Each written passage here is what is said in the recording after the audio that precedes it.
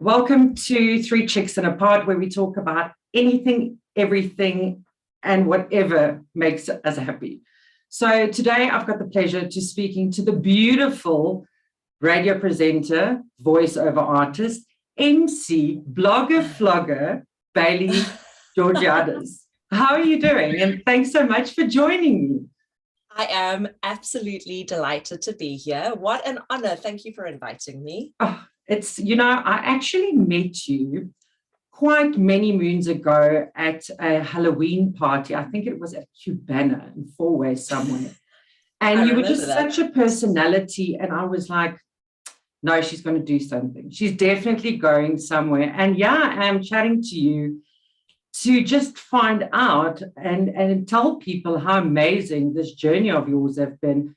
I don't think a lot of people realize that you already started in radio when you were 17 years old, at obviously campus radio at Rao, and, literally worked your way up to Highveld, where you actually stayed the one constant, where whoever it was, you were with Alex J and they kept on changing, but you were the one constant that people heard on Highveld. You moved from there after, I think, 7 years being there. You moved there and you went to the biggest internet radio station, Two Oceans, and you actually had your own show, that had huge popular success until where you ended up at Smile FM. I mean, it's such an amazing journey, but if you had to just sum it up a bit and for us to explain to us how that journey has been for you. It has been absolutely incredible. And I think it just comes down to resilience. It is one of the hardest industries to be in because there are so few radio stations in South Africa. Yes. They're 24 hours a day, shows are between 3 and 4 hours, and you've got thousands of people wanting to be on radio. So it's all about trying to stay current, trying to always make sure that you are, that you are attainable, that people enjoy what you have to say. For me, it's preparation is key. I don't just go into the studio and switch on the mic and have a look at the playlist and go, oh, cool, Justin Bieber's coming. I'm really prepped. I'm really prepped as to what I want to say, how I want to say it. I'm really economical with my wording, I like to think. And yet, 20 years in radio, I still feel like I am learning. I don't go in there arrogantly. I don't go like, oh, I've done this. I still get those little butterflies every time, which I love because it focuses me. I actually have a love-hate relationship with nerves. Yeah. I love them because they focus me, but I hate that feeling. It's like that nausea. Yeah. Like, how am I going to get through this next 4 hours? That's it. And people just think, oh, you've done it so long. It's, a piece of cake. And in a way, of course. But at the same time, I never want to get to that place where there's an arrogance around it. The day that I don't have those butterflies, I always said I'll hang up the headphones because there's a long list of people waiting to do what we do. And so then I must hand them over to someone who has those butterflies again. But thank goodness those butterflies have never gone. Yeah. I love switching on that microphone. I love connecting with people. I love storytelling.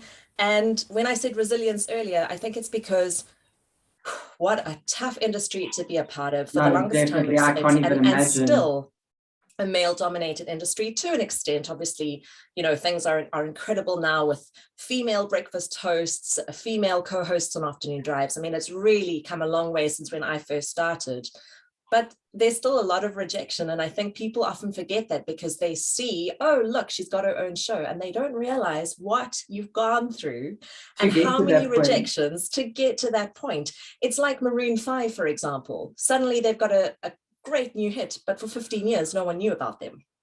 So I think it's definitely, in a sense, a bit harder for people in radio than I think it might be for people on TV. Because, they've got their, a TV program would have their certain view and that's what they want to hear. So, they wouldn't tune into this soapy or this program if that's not what they wanted to do. But I think radio is such a vast array of people that listen to it. You can't just think you're going to play one role. You literally, like you say, you need to please thousands of people with different opinions. And I think that's what makes radio tough, Yeah, it is. And you're never going to get it right. Never. I mean, from the music, we keep hearing the same song, to I hate that song, to I love that song, to I didn't like what you said about that topic this morning, to please, can we have more on that topic? You're never going to please everybody. So you just have to stay authentic, really just do what brings you joy. And that's it. The same with your podcast. You know, you talk about these amazing topics and you talk to incredible people. And that's it. Just stay focused with what you want to do. And the success will keep organically building. That's fantastic. So over and above, wait, first I read something very interesting. So you are named after a female radio presenter character from a TV show. Is that correct? That is true. Yes. So back in the 80s, there was a program called WKRP in Cincinnati, and there was a radio presenter. I don't know if she was a radio presenter or the receptionist at the radio station, but she was she was a character around a radio station called Bailey. And my parents always said if they had a daughter, they would call her Bailey. And my mom's got a photo of her big Bailey and a pair of headphones, pretty much like the ones that I'm wearing right now, on the Bailey. And I just think, like, how crazy. I was wearing headphones before I was even out the womb. Yes. So I don't know, maybe it was just this serendipitous moment of becoming a radio that's why I was thinking when I read it, I was like, okay, so you were pretty born to be in entertainment. I mean, if you became a lawyer, it would be absolutely odd. I think people go now, that makes sense, you know, what she's doing for a living. But is that what you wanted to do in entertainment when you were younger? Is that what, you know, do you come from that type of, you know, artistic home, you know, how did you come about it? So I've got two opposite attracts parents. I've got a chartered accountant dad and an artist mother. So there was definitely a lot of creativity in the home, but I wanted to be a doctor. I mean, I was very inspired by a certain George Clooney, John Stamos, ER. You know, all the right things to make it, you know.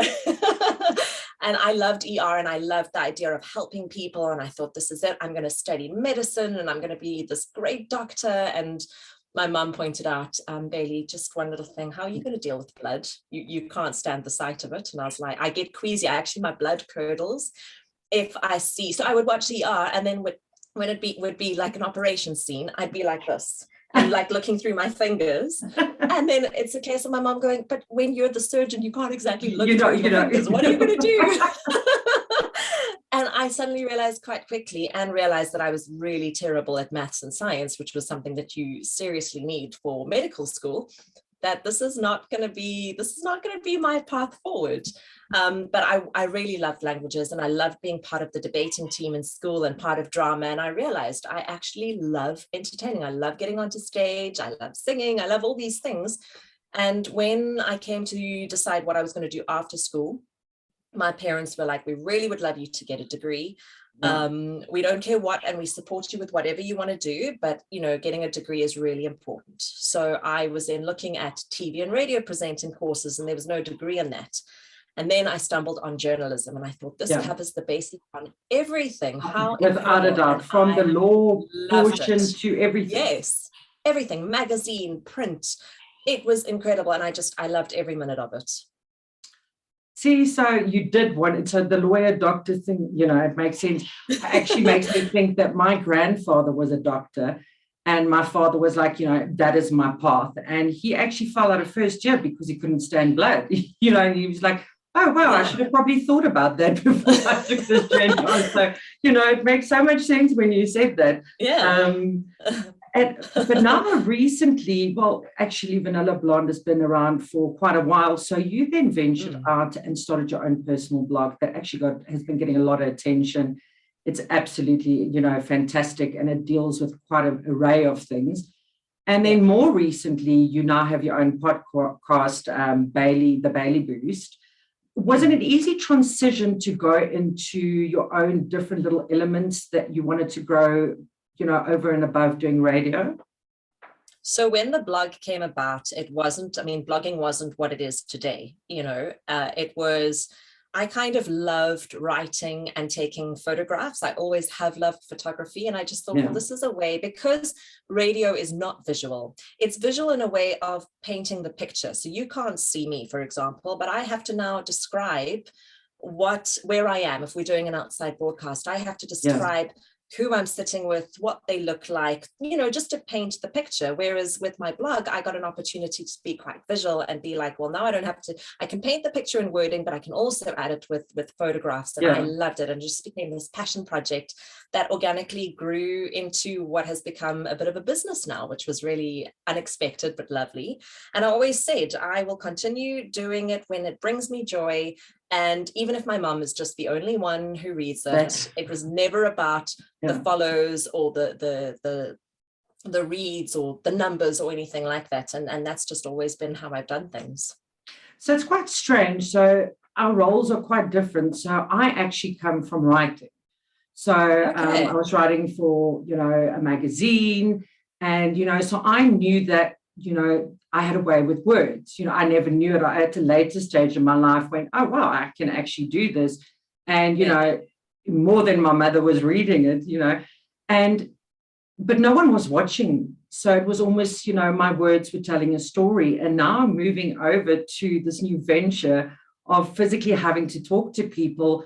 I think my butterflies are like huge moths that's like going through my stomach, because I now have to be the person that used to write, and people could visualize something to someone that needs to talk, and people are looking at me while I'm telling the story. So, I kind of get a bit of an idea of how that is actually quite different, but the satisfaction is quite the same at the end of the day. Absolutely. Definitely, the two are not the same. If anyone tells you it is, it's definitely not.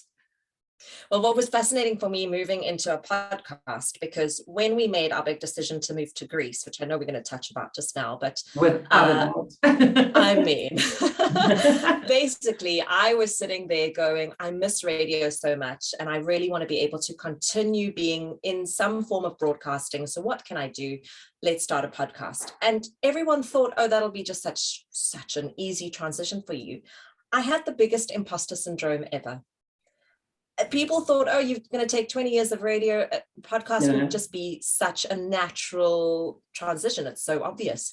I struggled and struggled and struggled and procrastinated for months before I actually published the first episode, because I sat there going, gosh, what if people actually don't listen to it? And so what was interesting was when I started the blog, it was never about an audience. Now with the podcast, I was going, but what if no one listens to it? So it was quite weird to have that very opposite, side of the scale. And then I thought, with radio, for example, yes, people tune in, and it's very accessible when it's in a car or at the office or whatever the case is, and people enjoy it. A podcast is a lot more effort. You don't just get into your car and it's, the radio station that was, on before you switched the car. All of a sudden a podcast. You have to now go into the podcast platform that you enjoy listening via and actually search, and it requires effort. And I just sat there going, are people going to do it? And also, so many podcasts are out. Is the market saturated? I just feel like everyone has a podcast these days. How do you make yourself different? What makes you different from somebody else? And I had all this huge imposter syndrome going on. And then I toned it back. And I think it's so important to have people that are in your circle that you can go and talk to. And that for me is my husband and my best friend, Carolina.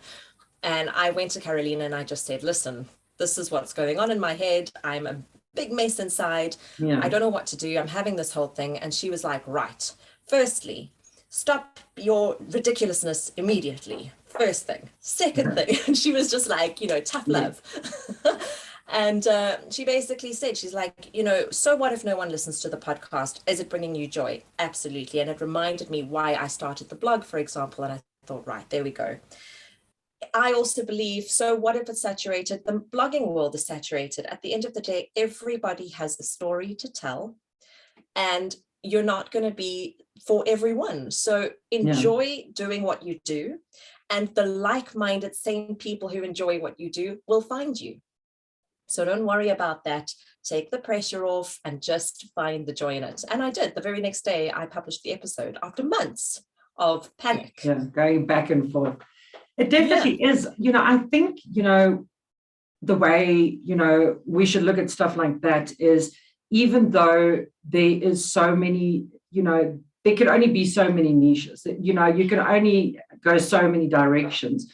But I think even if you go a direction, that there's a ton of people doing the same thing, having the same idea behind it. I think at the end of the day, with podcasting, it's about every personality is different. It's almost like Absolutely. When I spoke to Pascal being in LA, there is hundreds and hundreds of actors and people that want to break into the scene. But I think what you need to remember in situations like that is that there's only one. There is not another Bailey. There is not another Kim. And that is your own niche. Even if you go in a category, someone is going to, get stuck on that niche. That's the type of person I relate to. And I think that's what makes it exciting. Even though there is so many podcasts and blogs out there, that's where your personality can carry you. Absolutely. And that's why I wanted to share that story, because I think there are people that could possibly be listening going, gosh, I would never have thought someone with 20 years radio experience would have struggled to transition into a podcast. Yeah. But I think it's natural that every person has their stuff, has their insecurities or whatever the case is, and that's okay. It's about being your own best friend and your own cheerleader, and maybe even leaning on the cheerleaders you have in your life to just pick you up and move forward. And I think that's really important to have. That's so fantastic to hear. I feel inspired. I have to tell you, I'm more excited than I spoke to. So if anyone's watching this and you don't feel inspired, I do. So then this was all for me, and I'm super excited about it. So moving a bit on, you are also mother of two beautiful boys. Thank you. I think you really do. You've kind of nailed that happy family thing. I know life's not perfect. Every day can't be perfect. Yeah. That's the way life works. But I think you've really got it down to a T. And having two young boys, you and your husband decided 2 years ago now. Is it 2 years? A little bit more. Yeah, I think that deciding took a few years, but physically making the move. So you guys actually literally packed up and said, we are giving everything up we have here and we're moving to Greece.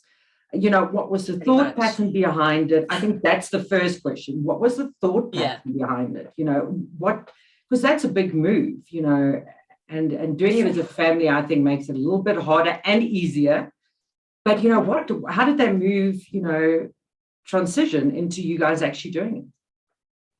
So my husband and I have always said how cool, pre-kids, how cool it would be to experience Europe a little bit. And we both have European passports, which we are extremely grateful for.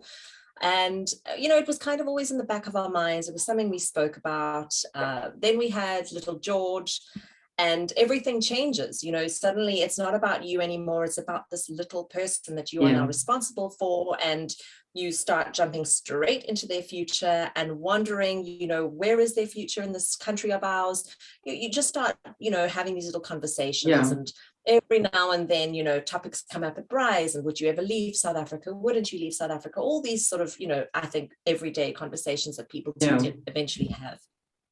So it was always kind of in the back of my mind. And then I was pregnant again with another little boy, Alexi. And, my husband said to me, should we just give it a go? Should we just go ahead and give it a try? Where would we go? And we often spoke about that. And we thought, the easiest would be to go where we have support, which would be Greece. His family is there, but his mom, my mother-in-law, is here, and his brother is here. My sister is in London, and my parents are in Johannesburg. So it was a case of going, well, let's just give it a go. But then my husband said to me, listen, I need you to be the one to push it, because it's going to be much easier for me to move. I speak the language. I was born there. It's going to be much easier than for you to move. And I don't want you to ever turn around, like when times are tough and we have a fight or whatever the case is, to be resentful and go, You made me move Yeah, to Greece. I followed your dream. He's like, I need it to be our dream. I need to know that we are both on the same page, and I actually need you to push it. I need you to be 110% in over my 100%, or whatever the case was. Yeah. All right. Okay, let me get there. Let me think about it. And I was still, I think I was like 8 months pregnant with Alexi and waddling along. And I was like, all right, let's do it. Let's do it. Let's just go for it. And he was like, well, should you maybe give birth first? Give it a few months before we jump into this. Not a bad idea. So Alexi was 4 months old the day that South Africa went into a hard level 5 lockdown. I remember being an essential worker, 26th of March, midnight, so going into the 27th of March. I woke up in the morning to eerie quiet. Normally you have cars, nothing. I got ready for my radio show 9 to 12, and I drove through the streets of Cape Town, and I still get goosebumps. I actually have goosebumps now. You saying it, it's like it was feeling bad. It was like being on an apocalyptic, is that the right word, movie set. I thought that if a zombie comes out from behind a dustbin, I won't even be surprised. Yeah. Normally it's the hustle. I can feel that should be like that should be like that's the next move that's going to happen. Yeah. And it was just dead, empty, the stillness, the silence. Oh, my goosebumps. Anyway, it was just crazy. And I did my radio show, and I came home also in empty streets.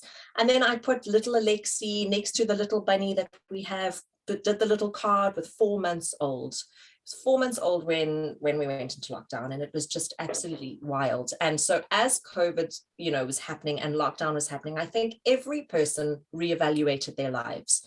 We all took a long, hard look at going, what is it that is important? Suddenly when you're only allowed to buy essentials at a shop, what are your essentials? You realize, gosh, we actually don't need everything that we have, and how amazing the nice to haves are, but they're not essential.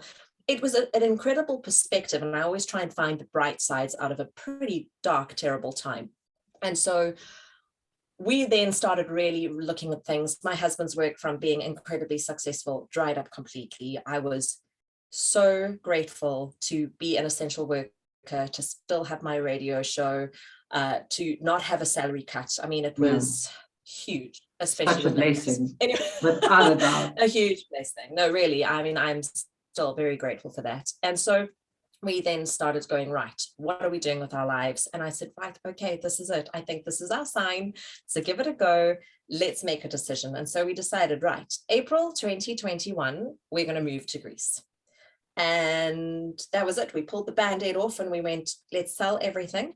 Yeah. We didn't sell the apartment that we have here in Sea Point, which was the apartment that my mother-in-law stays in.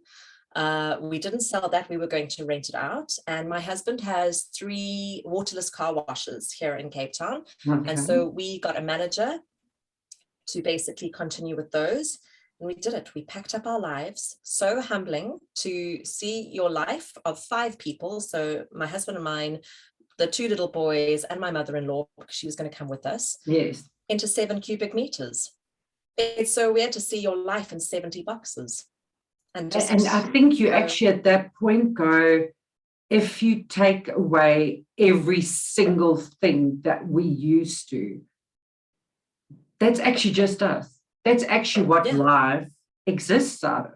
And I don't think a lot of people get that opportunity to get that, to experience that. If you take away everything, it's really about the people that you are with, your family. And I think that must have been, I'm sure like that made you guys even more closer than you've ever been, to realize, right, we can do anything, and without anything, we can do everything without anything. 100% right. Yeah. 100% right. I think the biggest lesson I took away is capability, realizing what you're actually capable of. And again, the word resilience. You go through a lot, and get up every morning and keep your head above water. It's work. It's a lot of work.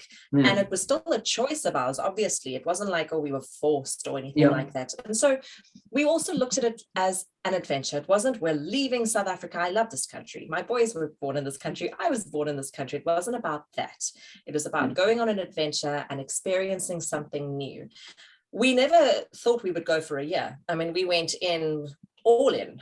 I submerged myself into trying to learn a language that there is a reason, there is a saying, it's all Greek to me. There's a reason it's all French to me, or it's all Italian to me. It's all Greek to me because it is bloody hard. Am I allowed to swear? I'm sorry. But oh my gosh. Fun fact for you, 5 million Greek words opposed to 500,000 English. Okay. Oh my word. And me being Afrikaans, already all those English words, I stumble on most of the day. So, I take my hat off for you. You could have gone and learned French or something, really. Right. Just dived in and said, Greek or nothing. It was really, really tough. But also what was humbling was I felt like I lost a little bit of my confidence and my independence, because now we're, and it's not something you can prepare for. It's not something I even thought about until we were in the situation. Suddenly something happened and I needed to phone a handyman, and I'm going, I don't even know what a handyman is. Right, Google Translate, handyman. I get the word. Then I type that into Google because I want to now see what comes up from the Greek side. And now I'm going, all right, now let me phone. Okay, I phoned, the guy doesn't speak English. And I found myself going, okay, my husband, you do it. Yeah. You do it. When we were at the supermarket, I'm not going alone. You come with me. You ask where the yogurt is, all those little things. And I went, wow, I've lost independence. This is so weird. So it was a weird thing of feeling a bit sorry for myself. And then also going, well, this is not on. So best I start learning to ask where the damn yogurt is and these little things. So the handyman to come fix something.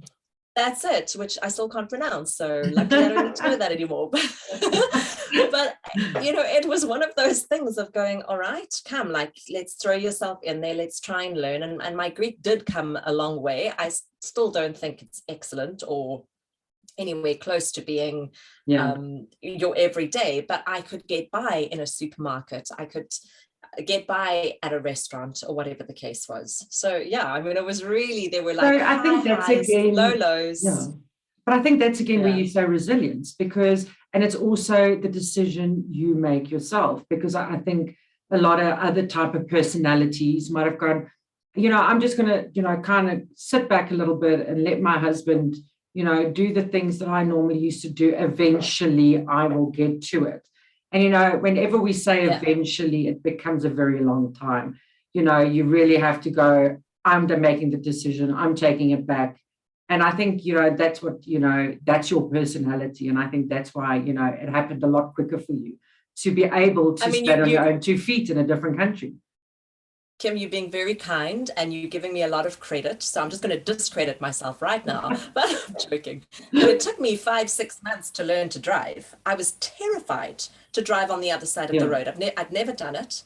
And then I was getting into a car that wasn't automatic. It was gears. So now you're changing gears with your right hand, not your left hand. The amount of times that I whacked my left hand into the car door to change gears and then went, oh, wait, this wrong side. And still focusing on the road and the cars around you. That's it. And going, right, keep left, keep left, keep left, keep left the whole time. And then coming to no, wait, is it keep left? No, it's keep right, keep right, keep right, keep right. And then and then at the traffic circle. And then I'm going, oh my gosh, I've got my 2 boys strapped in their car seats in the back. You can't bugger this up. It's so daunting. But now I'm like, yes, I can do it. I can drive on the other side of the road. In a manual car. But these are the things that I was like, sure, you're never too old to learn, and you realize your capabilities, even if it does take a little time to pluck up the courage. I was going to ask what you took away from this journey, but I think you so beautifully summed up the year you were there. But then you guys decided, I was very excited to chat to you. I was gearing up to chat to you from Greece, and then you're like, we're coming back. And I was like, I think for South Africans, we were like, yes, she's coming back, because we're excited to know what you're doing next. But what made you guys decide to come back, I think, is the first question. Knowing everything you had to go through to get there. And in a way, though your home country, you have to do it again, in a sense. Yeah. Absolutely. It's a huge move, and the costs of a container tripled. So we really were looking into, the whole reason that we moved was for our boys. Yes. And for an adventure, which we got. COVID, I would say, definitely did not help. The restrictions in Europe were very intense, and very intense in Greece. So we had this romantic notion that, we're going to travel, and fair enough. We were only there for a year in a pandemic, and I understand that that's not a true reflection of it, but I romanticized it. So let's say now in a year or 2 years' time, we can travel. Well, firstly, there is zero help there. We are so spoiled in South Africa with the help that we get here that we just didn't have there. So my husband and I were joking, going, we haven't gone for a date night in a year because we've got no one to look after our kids. Our family lived an hour away from us in Greece. So we haven't got anyone to help us. How are we going to Paris for the weekend? We just had this we talked about it. Why aren't we going? Oh, wait. Right. Because reality is, That's it. And then we went, okay, cool. Even if we do find an amazing babysitter or we bring the boys to the family or whatever the case is, I mean, even if we take the boys with us as well, it's like, okay, well, they're going to be going properly into school. There's going to be homework. There's going to be birthday parties on the weekend. There's life. It's life. It's not a case of it being like flitting off to Barcelona. Yes, you're definitely closer. But now it's a case of, all right, come home, earn good money, because I will tell you, it is easier to earn 18,000 Rand in South Africa than it is 1,000 euros in Greece. And so work smart, work hard here, and then plan for beautiful European holidays. Then go to Paris. That's what you want. And then go to Paris. Yeah. That's it. It's not unobtainable. It's just a different approach. So, COVID definitely did not help situations. But we just looked at things, and there were two things for us that were really important that I've never really touched on social media because it's difficult to get into it in a couple of, captions, I suppose. But basically, we were looking at two things, and the first thing was our boys' future. But we were looking at our boys' future from when they're 18, and we weren't looking at their immediate future, which is their schooling. And I'm happy to tell South Africans that we are so damn lucky here. We have got incredible schools, incredible facilities. Most schools have a swimming pool, a rugby field, a cricket field, whatever the case is. There's a field. There's nothing like that there. I mean, and where there is, you are paying exorbitant, triple your private school fees here in South Africa to send to a private international school overseas. So unless you are earning mega euros, then amazing. Then you can create that same life. And it wasn't about copy pasting the lifestyle that we have here. But when we realize what we can provide for our sons here, currently now, and what, the journey they are on now. That's it. So that was a big factor for us. And then the other one was the mentality. I don't know that we will ever get used to the mentality that they have there. And this isn't about bashing Greece, because I love the country and I love the people. I'm not saying that it's wrong, but it's just not right for us. And whether it was wrong timing or wrong country, it just didn't feel like the right fit. And so we were going, right, okay, so what's the next move? And then my husband started getting a whole bunch of bookings for wedding after wedding. Obviously, so everything opened up again, and, and people didn't forget. I think people paused. I think people that had, that built a successful, career in the entertainment industry kind of have just taken off again. It was a pause. It literally, I think we can see, the people that was doing a certain thing, they're doing it again. They're not irrelevant now. They're still exactly who they was before. My husband's car washes started really increasing. There were opportunities for new sites. And we just started looking at it going, gosh, after a year of not having worked in Greece, and really not for the lack of trying, not for the lack of, really trying to merge ourselves. Like, for example, the radio stations, talk about lost in translation. So there are plenty of English speaking radio stations in Greece. And I thought, fantastic, excellent. But their version of English speaking radio stations and my version are two different things. My version would be an English speaking radio presenter. Their Yes. English-speaking radio stations we play English music. We play Justin Bieber, and we play Nelly Furtado, and we play Ariana Grande, Yeah. but our presenters are Greek. Oh, okay. So it's a little bit of different. I was like, different. So I Not really, quite really what I battled thought. there. No, so I struggled there. I was messaging and emailing a lot of agents. Even with I'd worked with a great skincare brand there, but very different to how we work here.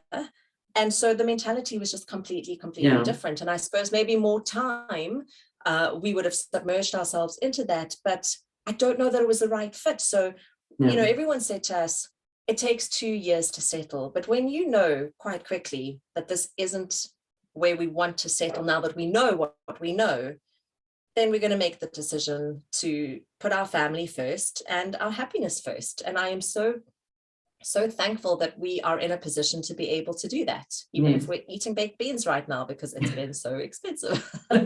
No, but really, I mean, I'm very, very thankful that we got that experience because it was priceless. I mean, to be able to come back to South Africa and have newfound gratitude, if that alone was it, then incredible. To spend a year with a Greek family that we used to see every few years, absolutely incredible. So there were so many pluses to it.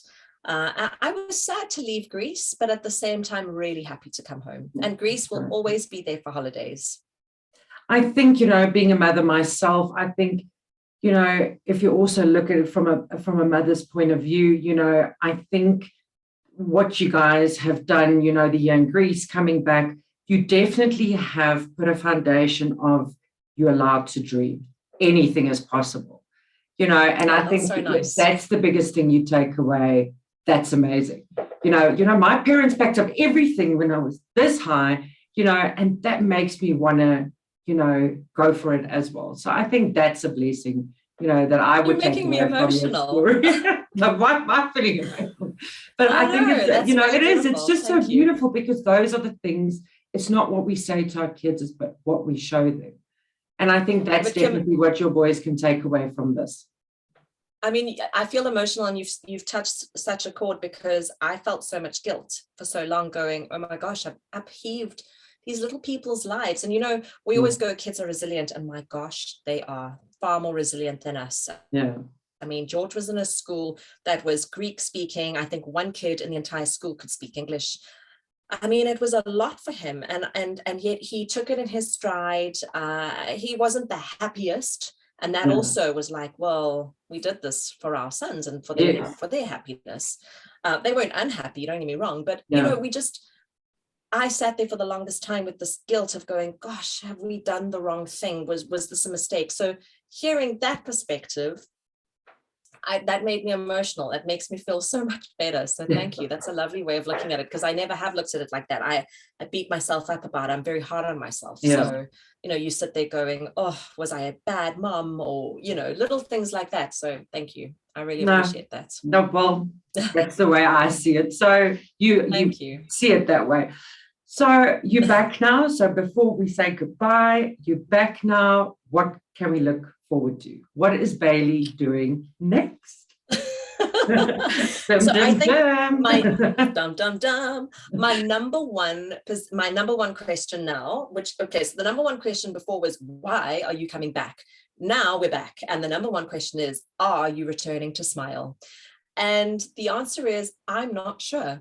We had a great conversation in January when I was here, and there is a possibility of coming back to Smile, but I need to be realistic. I need to be realistic with myself, and I need to be realistic with the company. I am back for 3 weeks only in this country and really processing a pretty tough, valuable life lesson year.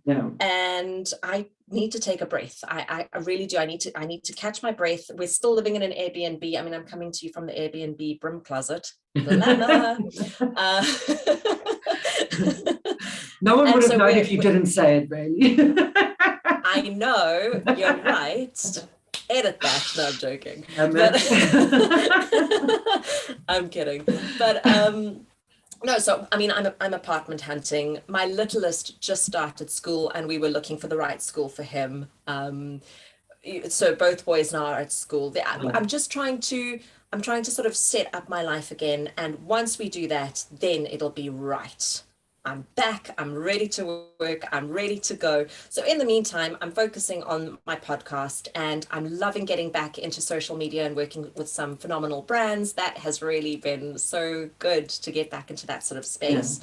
But radio, for sure, it's my first love. I absolutely adore it. And so, yes, I am definitely going to get back into radio. It's just a matter of when and where.